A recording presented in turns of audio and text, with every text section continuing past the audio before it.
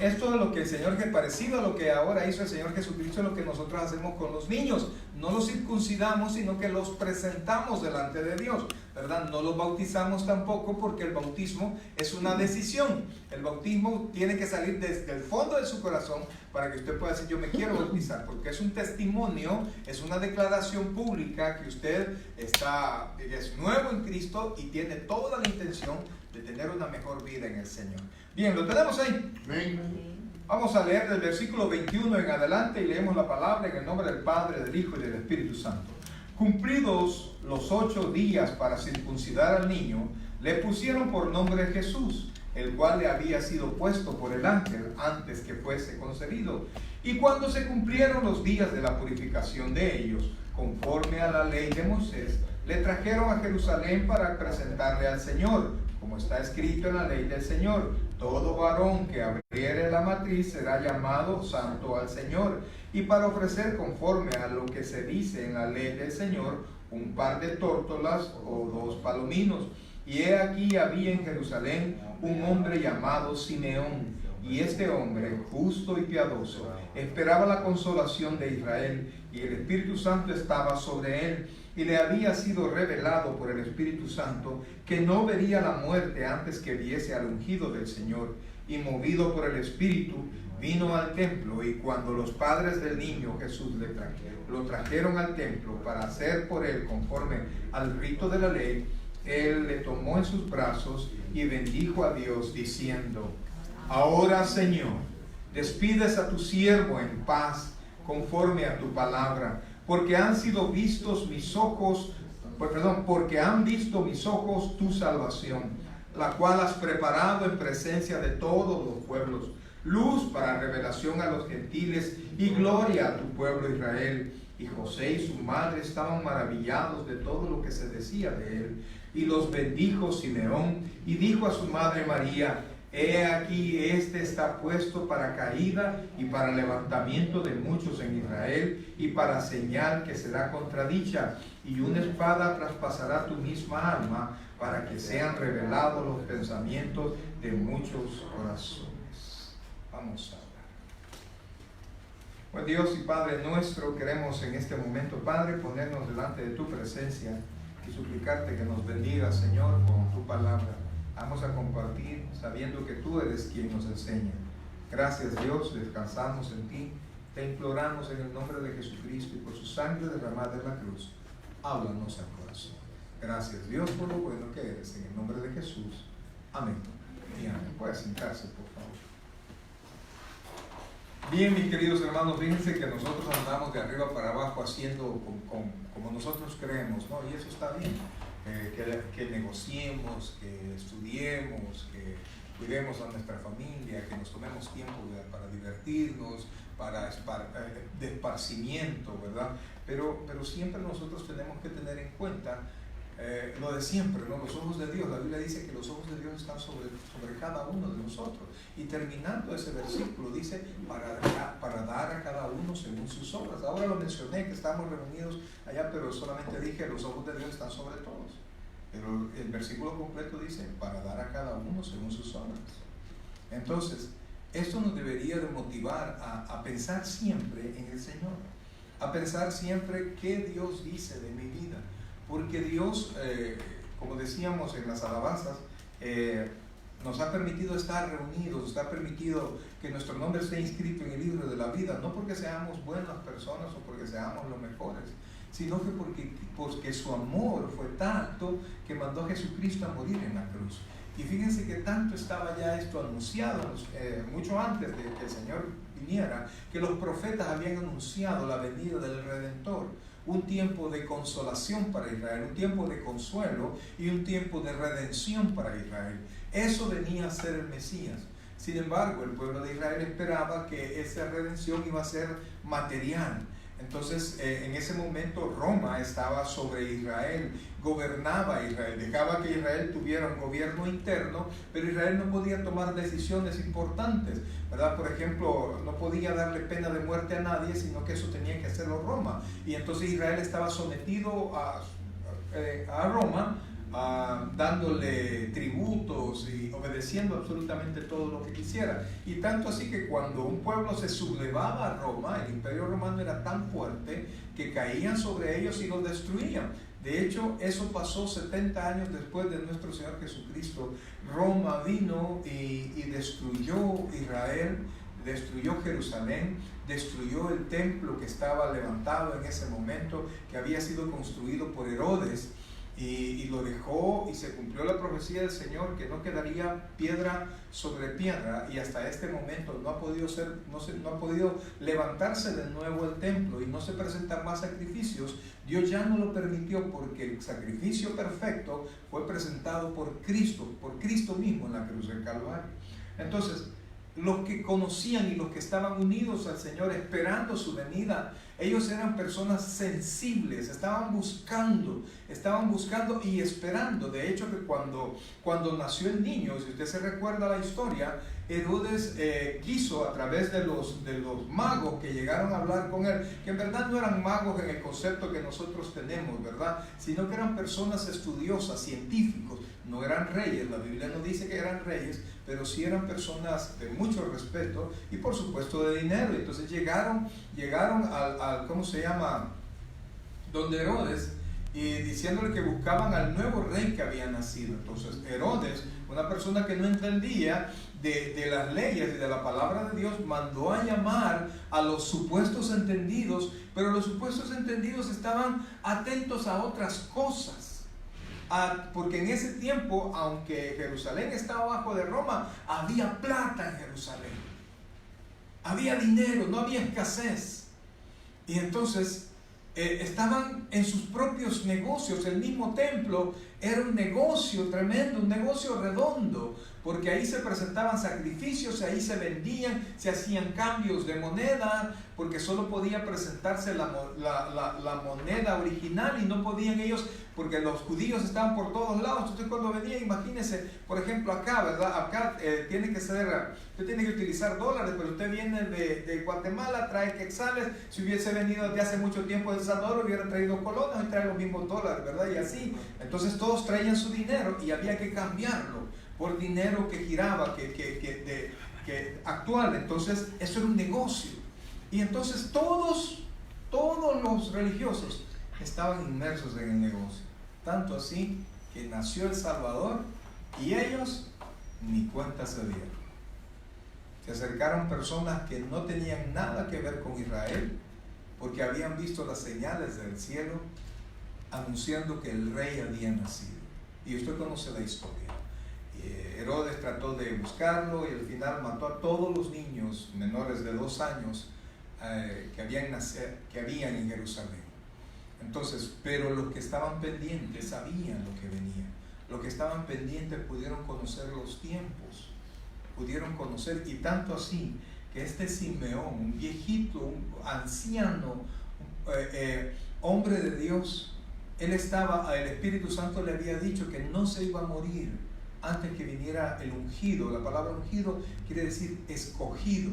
Entonces, cuando apareció, el hombre estaba tan conectado con Dios y con el Espíritu Santo que pudo darse cuenta lo que estaba pasando. Ahora yo le pregunto a usted, ¿usted se da cuenta de lo que pasa en relación con Dios? ¿Usted se da cuenta de lo que está pasando, de la catástrofe, por ejemplo, que ha habido en ¿cómo se llama? En Australia?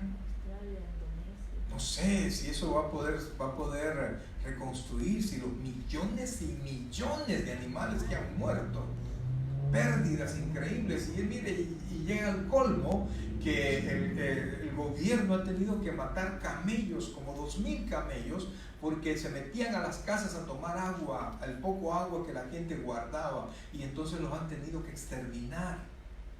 Ese es el tiempo que nosotros estamos viviendo. Y si usted supone un poquito las noticias, terremotos por aquí, por acá, todo tremendo, y un cambio que nosotros estamos viendo cambiar el clima delante de nuestros ojos. Mire, el Ártico, usted véalo ahora en las noticias, si puede viajar, vaya, porque en pocos años ya no va a existir. Nuestros nietos probablemente no lo van a conocer como ahora está. Y nosotros no lo conocimos como era hace 40, 50 años. Nos lo estamos terminando. Y eso es parte del orden de la tierra. Eso mantiene en la temperatura correcta la tierra, porque al cambiar de temperatura se calienta la tierra y todo tiene un proceso de cambio. Y amados hermanos, Dios solo nos ha dado una tierra donde vivir. A mí me encantan las películas de ciencia ficción, ¿verdad? Que la Tierra supuestamente está terminando y entonces se van en camino para otra Tierra, Centauro, no sé qué, o no sé cuándo, y todos llegan y viven allá y viven felices. Pero amados hermanos, yo no sé si eso pueda ser, pero la Biblia dice que Dios creó la Tierra para nosotros. Y son tiempos, amados, son tiempos de movimientos tremendos, y nosotros no estamos unidos de la mano del Señor. Vamos a llorar y nos vamos a tronar los dedos y vamos a estar con miedo porque creemos que el mundo se está terminando y nosotros nos vamos a terminar con Él. Y el Señor nos dice a nosotros que no se nos turbe nuestro corazón. Nosotros tenemos que estar tranquilos en el Señor. Este hombre ya estaba anciano, pero él sabía. Y por eso permanecía cerca del templo. Y él sintió en su corazón y caminó hacia el templo. El Espíritu Santo lo llevó al templo. Y cuando llegó, vio al bebé. Tenía 8 días de nacido. No hablaba, no parecía ni nada.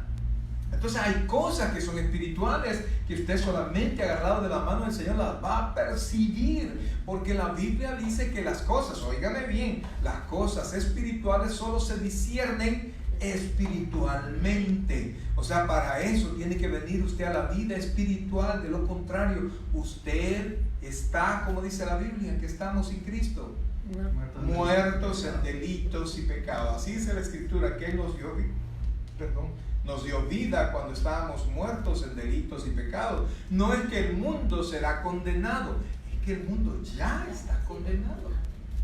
Y lo que hace Dios es rescatarnos de allí, quitarnos del camino de condenación que llevamos y nos pone aparte. No porque seamos buenos, sino que porque hemos creído en el Señor y en su sacrificio en la cruz del Calvario. Entonces, llevaron al niño a presentarlo y este hombre lo pudo ver. Y dice la Biblia que, versículo 25, miren por favor el texto: y he aquí, había en Jerusalén un hombre llamado, ¿cómo dice?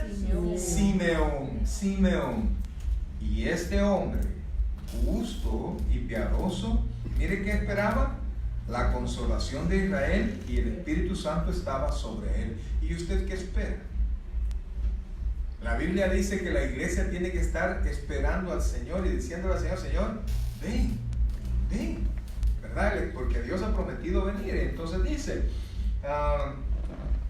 y le había sido revelado por el Espíritu Santo que no vería la muerte antes que viese el ungido del Señor. O sea, eso lo estaba esperando y él había creído. Él había esperado. Por eso, amados hermanos, nosotros tenemos que preocuparnos de nuestra vida espiritual, porque las cosas van a pasar. Y mire, es tremendo, porque allá en 1 Tesalonicenses capítulo 4, versículos de 13 en adelante, dice que va a sonar la final trompeta.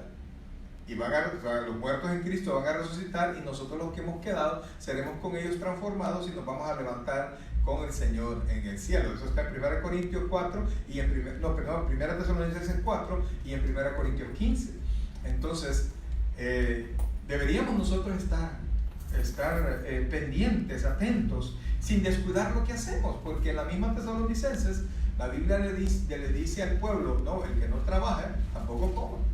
O sea que tenemos nosotros que, como hacía el pueblo de Israel, cuando estaba levantando de nuevo el muro, esa es otra, en otro tiempo, estaba levantando el muro y tenía enemigos alrededor que no querían que se construyese el muro. Eso está en el libro de Nehemías, pero no lo busque. Y entonces ellos estaban pegando con una mano, estaban pegando ladrillos y con la otra mano sostenían la espada, tenían vigía. No quería que se hiciese la obra del Señor, no querían que se levantara el muro, pero ellos tenían que hacerlo, ellos debían hacerlo. Ponían un ladrillo y con la espada en la otra mano. Entonces, pero muchos de nosotros no logramos mantener esa vida, ¿ah? Porque de repente nos olvidamos del Señor, ¿ah? De repente cualquier cosa, un desánimo, un enojo, un llamado, a participar en algo del mundo, salimos corriendo cual si no fuéramos cristianos, y dejamos tirado el ladrillo y solo nos llevamos la espada o ni la espada y vivimos como nos da la gana. La cuestión es que nos van a encontrar allá en una situación difícil, y yo quisiera decirle que porque está en el Señor no va a tener situaciones difíciles. ¿Cómo no? En el mundo tendréis, ¿qué dijo el Señor? Aflicción. Pero que la diferencia es confiar, yo he vencido al mundo. Pero entonces en esa situación, trabajando allá, trabajando en el mundo, haciendo lo que hacemos en el mundo, cuidando la familia, cuidando nuestras cosas, pero cuidando nuestra relación con Dios. Pastor, ¿cómo cuido mi relación con Dios? Número uno, lea la Biblia, hermano. Lea la Biblia. Ore. Óigame bien, fíjense que comenzando, lea la Biblia. La Biblia dice que la fe viene por el oír la palabra de Dios, ¿sí? Pero la gente no tenía la oportunidad de tener un ejemplar completo de la Biblia, no podían. Si alguien quería un pergamino, si alguien quería un libro, tenían que mandarlo a hacer con anticipación, y como lo hacían a mano, para eso estaban los escribas. Usted decía, me quiero una copia del libro de Isaías, ok, se lo mando el otro año, ¿verdad? Y ellos comenzaban a escribir, porque si se equivocaban y no se podía borrar, ¿qué había que hacer? Volver a comenzar. Yo recuerdo cuando pasó esto, lo del cambio al nuevo siglo, pero ¿cómo se llama? Para el 2000 fue, ¿verdad? Se dio, tenían temor de un efecto en las computadoras que ni recuerdo bien cómo era la cosa, pero la situación es que donde ocupamos computadoras para hacer las resoluciones allá en Hacienda, pero nos pusieron y nos dieron máquinas de escribir, porque dijeron que si se caen todos los sistemas, nosotros el trabajo no se podía parar, y entonces a todos nos dieron máquinas de escribir y nos ponían a prueba, y nosotros teníamos que sacar las sentencias, las resoluciones y todo lo que hacíamos con máquinas de escribir, mi hermano. Gracias a Dios, pues si yo siempre he podido, ¿cómo se llama? Mecanografía en ese entonces, ahora digital, ¿verdad? Entonces, pero cuando ya estaba terminando, se me iba uno y trataba de borrar, y eran con 4, 5 y hasta 6 copias, hacer papel carbón y volver a comenzar. Pues en ese entonces, amados hermanos, la palabra era escrita. La escribían, error, y se equivocaban y no podían volver a comenzar de nuevo. Entonces el Señor nos dice a nosotros ahora que nosotros escuchemos la palabra, pero cada uno de nosotros tenemos un ejemplar, y estamos en un tiempo tan precioso, amados hermanos, que usted tiene un aparatito que le sirve de teléfono y le sirve absolutamente de todo. Son computadoras en la mano, y yo quisiera preguntarle, ¿tiene usted un ejemplar de la palabra de Dios en su teléfono? Tiene de todo, ¿verdad? Algunos tienen hasta los viejitos aquellos como juegos aquellos como solitario y no sé qué y no sé cuándo para distraerse. Deje esas tonterías y póngase a leer la Biblia, amado. Que el Espíritu Santo le registre el teléfono, a ver si tiene ahí guardada la Biblia para cuando usted se encuentre solo, ¿verdad? Y poder leer la Biblia y poder escudriñarla, y en lugar de perder el tiempo para estar conectado con Dios. Entonces, ¿cómo mantengo yo mi relación con Dios fuerte, constante? Leyendo la palabra, orando. Orar es hablar con Dios, y usted ya lo sabe. Yo quisiera darle otra fórmula nueva, ¿verdad? Pero no, es leyendo la palabra, orando, congregándose y poniendo en práctica lo que usted aprende, pensando siempre en Dios, siempre, así, aquí Dios, siempre, siempre. Y así usted va a estar conectado con Dios y va a saber entender las cosas que pasen. Va a saber entender lo que Dios quiere de usted. Quisiera que buscaran conmigo Romanos, por favor, Romanos capítulo 12.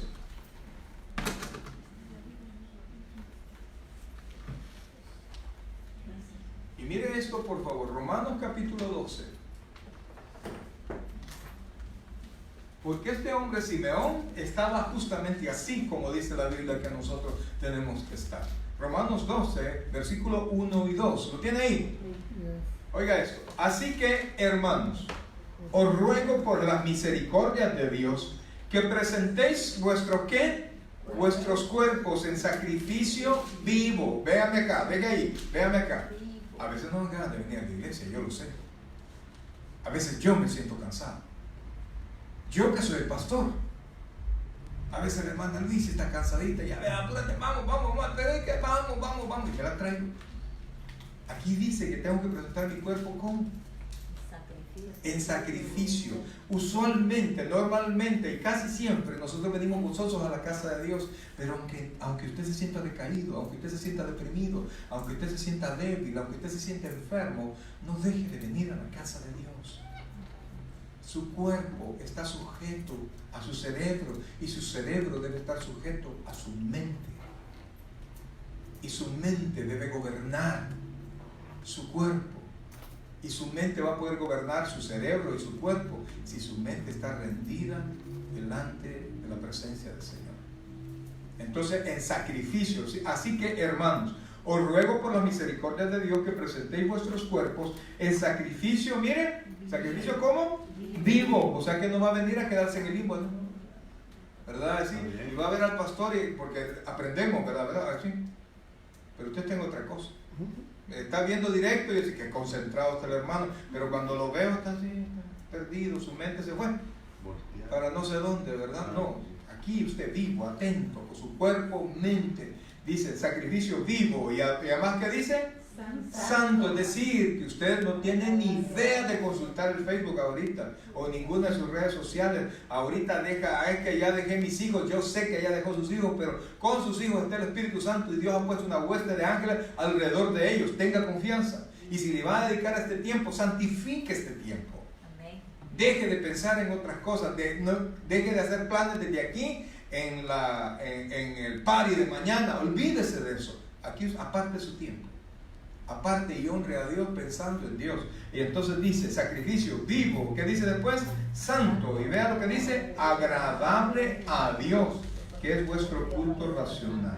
Entonces, Dios sabe cuando usted quiere venir, Dios sabe cuando usted se siente indispuesto y de todas maneras viene a la casa de Dios porque usted ha entendido que lo que le conviene a usted es mantener esa relación constante delante de Dios. Entonces, cuando usted traiga su cuerpo, cuando usted lo traiga no muerto o no dormido, sino que despierto, y cuando usted aparte y santifique el tiempo, usted va a ser una persona, su actitud va a ser agradable delante de la presencia del Señor. Y entonces dice después que es, oiga, que es ¿qué? Vuestro culto racional. Se lo voy a traducir, la manera inteligente de adorar a Dios, la manera inteligente y productiva de adorar a Dios. Hay gente que está en las alabanzas perdida en el espacio. Hay gente que está en el servicio pensando en otra cosa. Entonces así usted no es un culto racional, no es un culto inteligente, no es un culto pensado. Usted está perdiendo su tiempo. Si usted está en la casa de Dios, piense en Dios. Mire, y yo no es Dios, pues yo no soy perfecto, pero lo llegan a visitar, ¿verdad? Yo veo que llegan a visitar a los papás y se sientan a la par de uno y comienzan con el teléfono. Papá, ¿qué tal? Y con el teléfono. Y estamos platicando y de repente suena el teléfono. Permitime, y se van. Y se van. Cualquier cosa, amados hermanos, cualquier cosa puede esperar. Cualquier cosa puede esperar. El mundo no lo sostiene usted, óigame, no lo sostiene usted, lo sostiene el Señor. Y aunque usted parta a la presencia del Señor, el mundo va a seguir girando. Usted no es el centro del mundo, Dios es quien lo sostiene. Y por eso si está aquí, aproveche su tiempo viviendo en su presente. Su presente es ahora en la casa de Dios. Mañana o más tarde usted verá qué va a hacer. Entonces, honrando nosotros al Señor. ¿Y cómo lo hago, pastor? Versículo 2, miren, ¿qué dice ahí? No os conforméis a este siglo. Ay, mira, si ni ha venido fulano y fulano que es servidor tal cosa. No, no se conforme a la gente que usted tiene a la par. Sus ojos puestos en el Señor. Dice, no os conforméis a este siglo, sino que, mire que dice, transformados, es decir, un cambio interior, transformados por medio de ¿qué? De la renovación. No dice la renovación del cuerpo, no dice que usted se va a poner un uniforme solo por ponérselo, no dice que usted va a arreglar otra cosa, no, ¿qué va a arreglar? Entendimiento. El entendimiento, eso es lo que tiene que cambiar, porque si cambia su entendimiento, cambia todo. Si usted cambia su interior, cambia todo su exterior. ¿Va conmigo? Amén. Si usted comprende eso y usted le rinde al Señor su entendimiento, su corazón, usted va a cambiar y todo lo que haga lo va a hacer en honor al Señor. Entonces dice, no os conforméis a este siglo, sino que transformaos por medio de la renovación de vuestro entendimiento, para que comprobéis. Oiga, ¿para que qué? Comprobéis cuál sea la buena voluntad de Dios, agradable y perfecta. Oiga, ¿cómo es la voluntad de Dios? Dice agradable y perfecta. no, primero ¿qué dice? Buena. Buena. La primera característica de la voluntad de Dios es buena. Aunque a usted le parezca que es mala, es que es espiritual. Cambie que nosotros podamos entender las cosas espirituales y entonces vamos a ver cómo la voluntad de Dios es buena, es agradable y es perfecta. De otra manera, porque este hombre entendía, Simeón, ¿por qué entendió que venía el Hijo de Dios? ¿Y por qué entendió que Dios no los había olvidado cuando parecía que Dios los había olvidado? Un pueblo que participaba de muchas cosas paganas, no llegaban al templo y lo hacían de manera religiosa. Yo recuerdo cuando estaba en la iglesia tradicional, pues llegamos a la iglesia y solo nos quedamos atrás allá en El Salvador.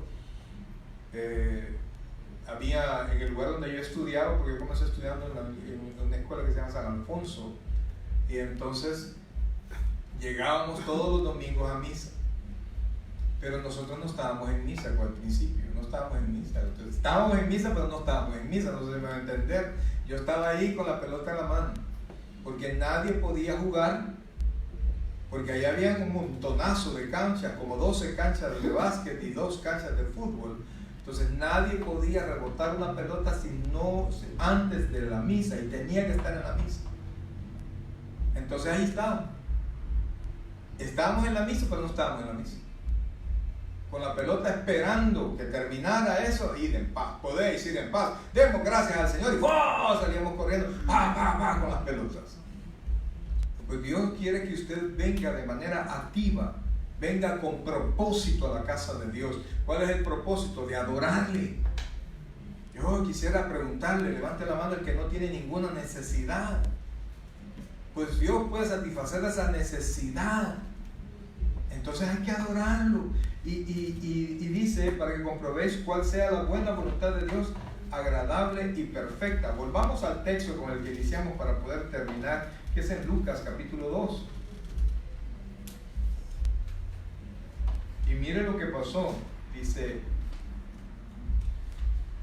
versículo 25, Lucas 2, 25, dice: y he aquí había en Jerusalén un hombre llamado Simeón, y este hombre, justo y piadoso, esperaba la consolación de Israel, y el Espíritu Santo estaba sobre él, y le había sido revelado por el Espíritu Santo que no vería la muerte antes que viese el ungido del Señor. Y movido por el Espíritu vino al templo, y cuando los padres del niño, ¿quiénes eran los padres del niño? María y José. Correcto. Del niño Jesús lo trajeron al templo para hacer por él conforme al rito de la ley, él le tomó en sus brazos y bendijo. Mire, no bendijo al niño en ese momento, a Dios. Y bendijo a Dios, dice, diciendo: ahora, Señor, despídese a tu siervo en paz. Mire, si una persona de este tiempo: no, Señor, yo no lo quería ver todavía porque no quiero partir, no me quiero morir, Señor. No. Este hombre vivía para esperar al ungido. Ahora pues despídese a tu siervo en paz, conforme a tu palabra. porque han visto mis ojos, miren, tu salvación. Nosotros no hemos visto al Señor Jesús, no vivimos en su tiempo. Yo quisiera decir, y a mí se me presentó el Señor, estaba yo en mi recámara en el momento de oración, y de repente una luz se presentó, y de la luz apareció el Señor y me dijo, no, eso no es cierto, no. La Biblia dice que a Dios nadie lo vio jamás. Y para ver a Jesucristo tuve que haber vivido en el tiempo del Señor. Y no todos lo vieron después, muchos sí, pero no todos, pero en este tiempo. Y valga que eso era un requisito para ser apóstol. Por eso es lo que ahora andan hablando de que son apóstoles. Habría que preguntarle cuándo vieron al Señor, pero dejemos eso. Entonces, nosotros, amados hermanos, yo no he visto al Señor, pero he visto su salvación. Él me llamó, como lo llamó a usted, y le ha transformado, como usted sabe que lo ha transformado. Quizás no somos lo que deberíamos de ser, pero hermanos, ya no somos lo que fuimos siendo. Amén. Y solo eso es una gran bendición y es una esperanza del proceso, y sabemos que vamos a seguir cambiando. Y después dice, porque han visto mis ojos tu salvación, la cual has preparado en presencia de todos los pueblos, luz para revelación a los gentiles y gloria a tu pueblo Israel. Y mire José, y José y su madre estaban maravillados de todo lo que se decía de él, y los bendijo Simeón. Y dijo a su madre María, he aquí, este está puesto para caída y para levantamiento de muchos en Israel, y para señal que será contradicha. A la fecha, Jesucristo es una señal que sigue siendo contradicha. Tristemente, la mayoría de personas no creen en el Señor. Y si creen, pero no lo hacen parte suya. Siguen abortando la idea del Señor. Les hacen la invitación a recibir a Cristo. No, más adelante, no, tal cosa. Y es una señal que sigue siendo contradicha. Y es la única manera de entrar a la vida del Señor, a la vida que Dios tiene para nosotros. No se extrañe y no se enoje con nadie cuando lo contradiga, cuando diga, no, eso no es para mí. No, eso déjalo para los locos, para la iglesia, eso no es para mí. No se enoje. Su corazoncito está nublado. El problema es que nuestro corazón tiene un tiempo de vida. Y mientras haya vida, hay esperanza. Y es en vida cuando nosotros podemos clamar y ser salvos. Ya una vez alguien parte, muere, y ya no hay manera. No importa lo que se pueda hacer, no importa las oraciones, ya muerto, ya no. Es cuando estamos con vida, cuando nuestros labios claman a Él. Es en este tiempo de necesidad, es en esta tierra de tentaciones, es en este lugar en que nosotros vivimos, es cuando nosotros debemos de clamar a Él y recibirlo como nuestro Señor y Salvador personal. Y luego dice, y para señal que será contradicha, y espada traspasará tu misma alma, para que sean revelados los pensamientos de muchos corazones. Mire esto, para que sean, ¿qué dice? Revelados. ¿El qué va a ser revelado? Los pensamientos. Cuando venimos a Cristo y en el rechazo, se revelan los pensamientos de la gente. Si son de Dios o no son de Dios. Si han sido llamados por Dios o no han sido llamados por Dios. Allí se revela el corazón de alguien. Y terminemos esta porción. Dice el versículo 36. Estaba también ahí Ana, profetisa, hija de Fenuel, de la tribu de Aser y de edad muy avanzada, pues había vivido con su marido 7 años desde su virginidad y era viuda hacía 84 años. Las mujercitas que acaban de separarse ya están viendo quién, ¿verdad? De que la mujer tenía 84, no esperan el tiempo del Señor, que Dios le mande un buen siervo de Dios, una buena persona, que por eso le va a remar. Y entonces dice, 7 años desde su virginidad y era viuda, hacía 84 años. O sea, ¿como cuántos años tendría esta señora? 81. Besando los 100, ¿verdad? Y dice después, y no se apartaba del templo, sirviendo de noche y de día con ayunos y oraciones. Esta, presentándose en la misma hora, daba gracias a Dios y hablaba del niño a todos los que esperaban la redención de Israel. Mire, ¿a quiénes les hablaba? A todos. A todos los que esperaban la redención de Israel. Por eso es que el niño vino y se fue. Vino, creció y murió. Y muchos no se han percatado que la redención ya vino, está vigente, y todavía su corazón está prisionero. Prisionero de sus deseos, prisionero de este mundo que le hace, que le toca el son que quiere que el mundo baile. Ahora, mis hermanos amados, nosotros somos iglesia, somos hijos de Dios. Recibimos a Cristo como nuestro Señor y Salvador personal. Pero si usted quiere estar espiritualmente despierto, agárrese de Dios. Valore su vida cristiana. Valore la palabra. Confíe en Dios. Mire, yo quisiera decirle, el cristiano se nota que está bendecido. A veces estamos en tiempos difíciles. A veces nos toca vivir las vacas flacas y a veces las vacas gordas. Pero muchas veces nos toca vivir situaciones bien tremendas que si nosotros estamos desapercibidos no nos vamos a dar cuenta que ese tiempo ya va a pasar, y que a pesar de la bendición o de la escasez, de la enfermedad o de la salud, Dios está sentado en su trono, y un día va a hacer que suene la final trompeta y nosotros nos vamos a ir a Él, o nos manda a llamar, porque aquí o nos vamos en grupo o nos vamos individualmente, pero que nos vamos al Señor, nos vamos. Amén. Ahora yo le pregunto a usted, si hoy fuera su tiempo, no de la trompeta, sino del viaje individual, si hoy le tocara a usted cerrar sus ojos carnales, cuando los abriera, ¿a quién vería usted? Qué tremendo, ¿verdad? Porque aquí eso no es. Si usted sube a la línea de los que llevan el boleto, si lleva el boleto, entra. Si no, aunque tenga cara de pasajero, no lo dejan entrar, hermano. Y aunque vaya con maletas, no lo dejan entrar. Pues igual va a ser. Si Cristo está en su corazón, usted va a entrar. Y quisiéramos nosotros que irnos todos juntos, ¿no? Pero no sé si nos va a tocar así.